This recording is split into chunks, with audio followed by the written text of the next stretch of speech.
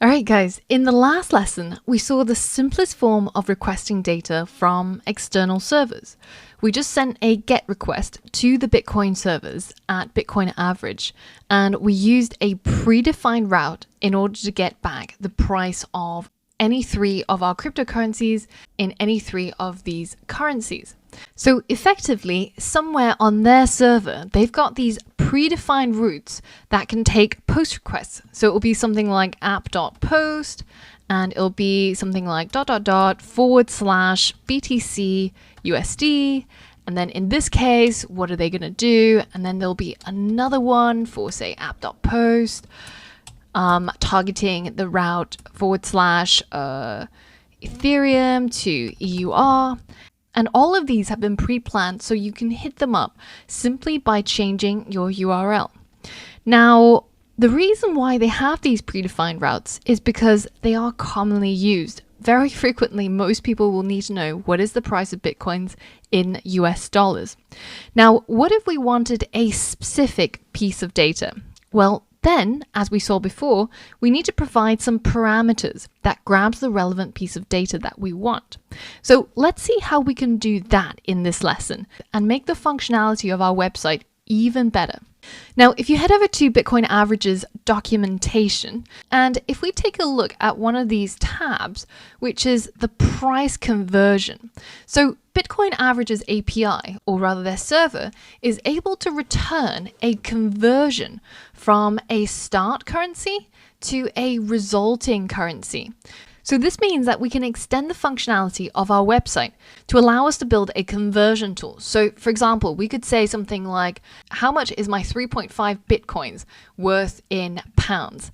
And it would be able to use this price conversion API to get us the correct price based on those specific inputs that we sent over.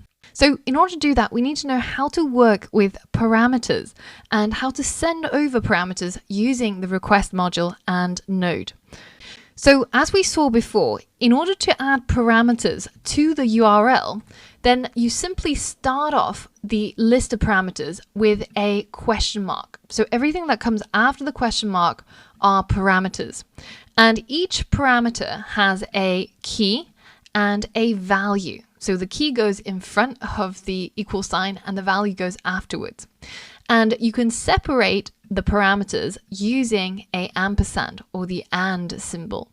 So in this case, this URL is taking 3 inputs into this post request, and that request is being made from our browser, but nonetheless, it will return us the data. So we're saying that we want to convert from BTC to USD, and the amount that we want to convert is 2 Bitcoins to USD.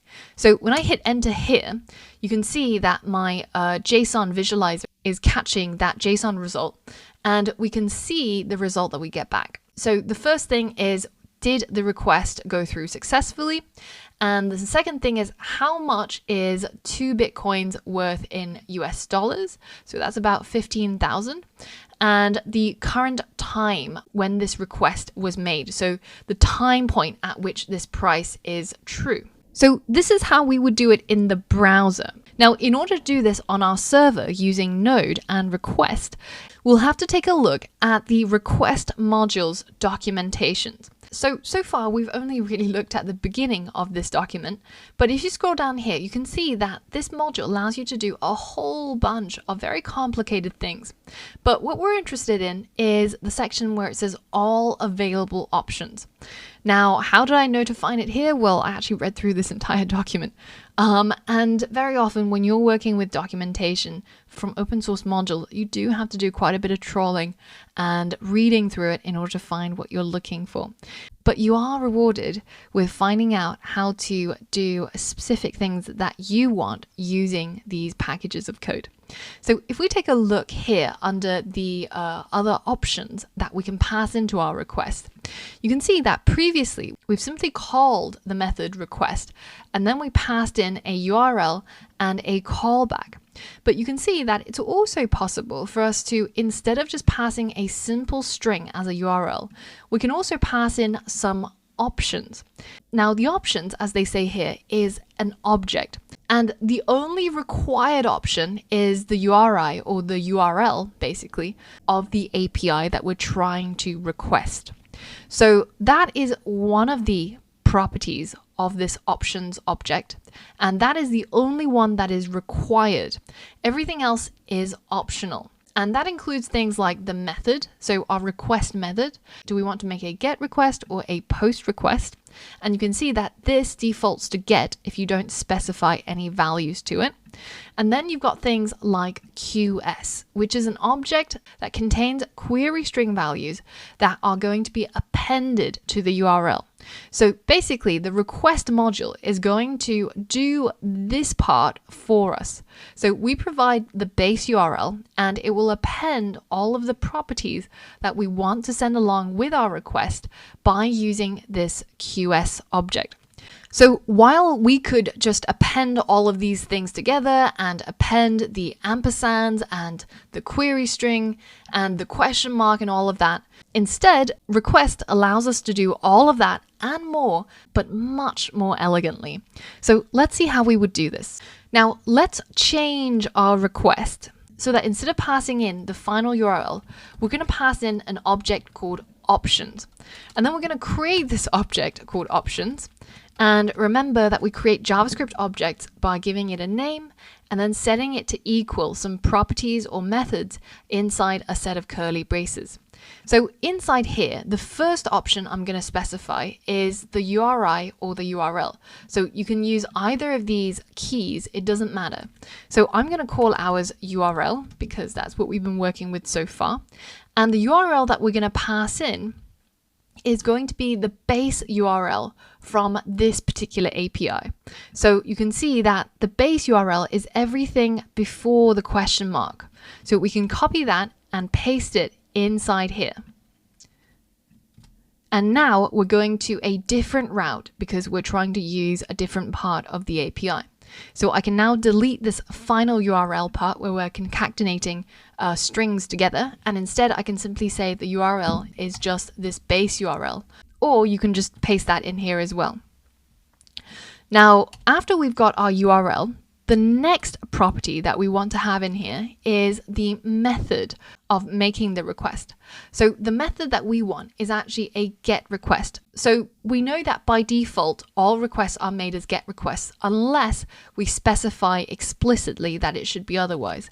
But just so that we minimize confusion, let's add this in anyways, just so that when we look at our code, it's very, very obvious what it is trying to do. So at the moment, we've got a request and we're going to pass in a bunch of options that includes the base URL and the method that our request is going to make. Now, the next thing that we're going to add is our QS, or query strings. So the key is QS, and it's really important that when you're using request or any other library, that when they specify this is how you use something, as in this is the key that you have to use, then you have to stick with that. You can't just make up your own name, question string. Because this method request comes from the request module that we included. And these keys are predefined when they created this method. So that's why reading the documentation is really, really important. And I know how tempting it is to buy a new TV and just throw away the instruction manual. That's what I do all the time. But in this case, you do, and you really should read the documentation every time you're using a new module or a new API to look at their documentation and follow the instruction manual. So we have to name this QS, and it says over here that this is again a JavaScript object. So that means we can open up a set of curly braces and we can put in some query strings that we need. So in our case, we need 3 query strings. One is from, the second one is to, and the third one is amount. Now, as they say here, amount is not required, as you can see here. But if you don't specify an amount, then it'll default to 1. So in our case, we do want the amount as well as the other 2. So let's add those in there. So we've got one that's called from, another one that's called to, and the third one is called amount. And remember that these words came from the Bitcoin Averages APIs. This is so that their server will be able to understand the data that we're passing in. That's why we're using these specific keywords. So the currency that we want to convert from is going to be our variable crypto, which remember would store the value that the user chose from the first drop-down menu. And the second variable, the fiat, will have a value that's equal to whatever the user selected in the list of fiat currencies. And finally, we need a way for the user to specify the amount that they want to convert. So let's head into our index.html and add another input. And this input is just going to be a simple text input, but it needs to have a name so that we can identify it. And we'll just call it amount. It's not going to have a value because that's going to be determined by the user. And now if we hit save, we can tap into the amount. We can either create a variable to capture that amount and say request.body.amount, or you can simply add it straight up over here. So now that we've got all of our options set up as a JavaScript object, the next thing to do is take a look at our request method call. So our request is going to take all of our options as an input, and then it's going to have a callback. Now in the callback, we can't simply just tap into data.last anymore because it's not the same structure anymore. If you take a look over here, this is an example response and it shows you the structure of it. There's only 3 items in this JSON that gets returned: success, time, and price. So what we need is to tap into the data.price in order to get the current price of the amount of crypto in this fiat currency. So let's go ahead and log that price. And it's probably also a good idea to add a placeholder just so that we can tell the user what to put in here. And we'll call it quantity. So let's hit save. All right, so now this is our current version of the website. It takes a quantity of Bitcoins and it converts it into US dollars or whatever it is that you choose. So let's try it out. Let's say 2.5 Ethereum in euros. Click check. And remember that we haven't yet completed that second part. So let's take a look inside our console for the price. So currently 2.5 Ethereum is worth 1,200 euros roughly. So that seems to be working. But the thing that's not quite working is the text that we're sending back. Now this worked for our previous website because we were only getting the price of 1 Ethereum or 1 Bitcoin. But in this case, we actually have to change this statement so that it prints the amount that the user typed in into this statement. And the other thing is that the current date is undefined.